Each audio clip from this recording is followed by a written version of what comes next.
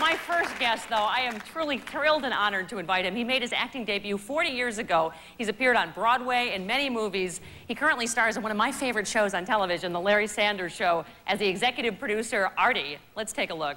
Let's welcome Rip Torn.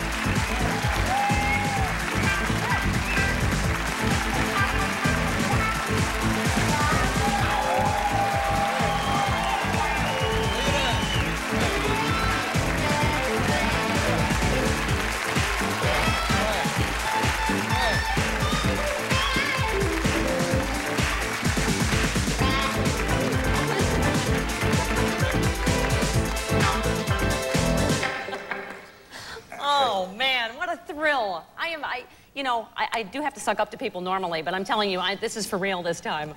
Oh. Oh, my. Okay. Well, pardon us for a moment.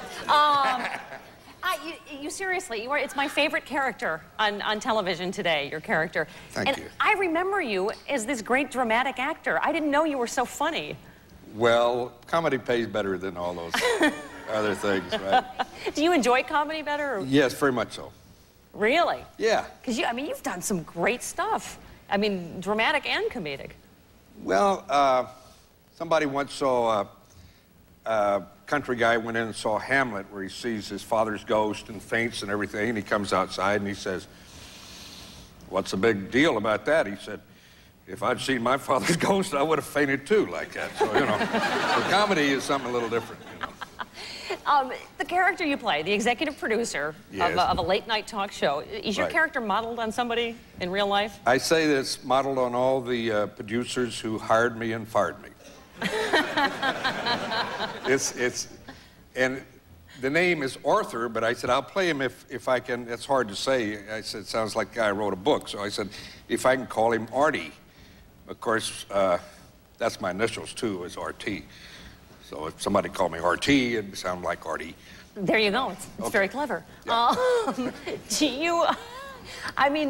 You do this show. I mean, it's a fictional late-night show. I'm curious, how do you feel about real late-night television?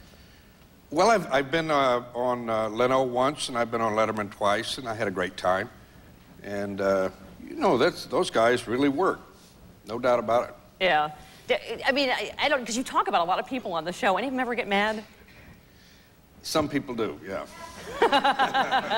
There's one guy, I said I wouldn't tell which guy it was because he'll get mad again. He's just getting over it.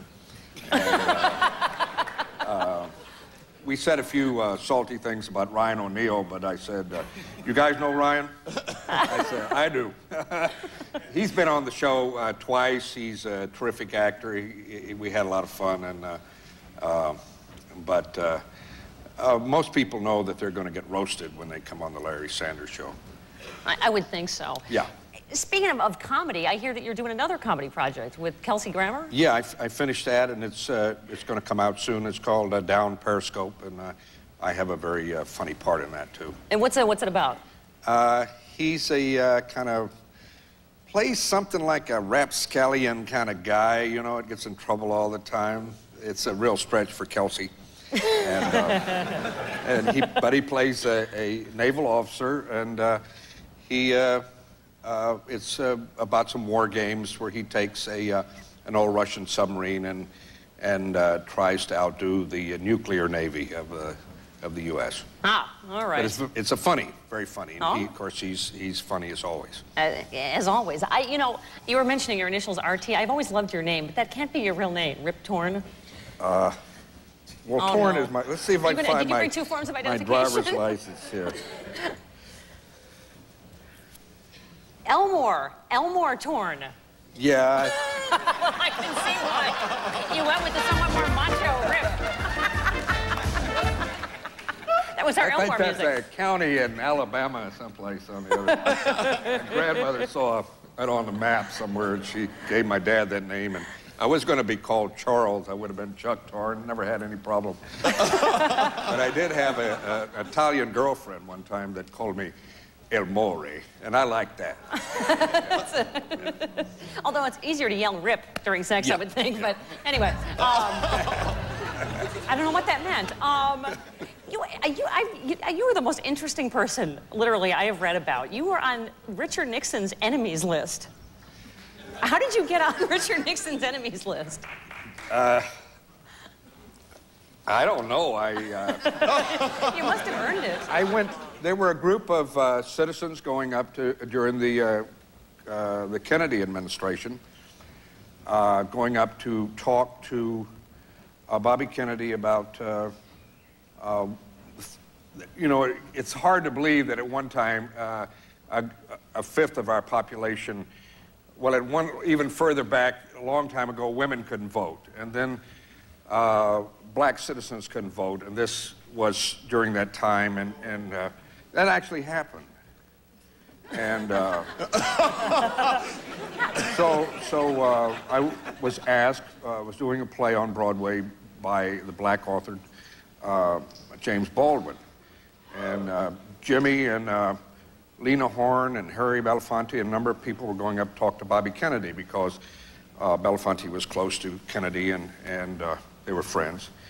And we all got on the FBI file as prominent Negroes meeting with the Attorney General, in which the following prominent people castigated the Attorney General in the Department of Justice. You were classified as a prominent Negro?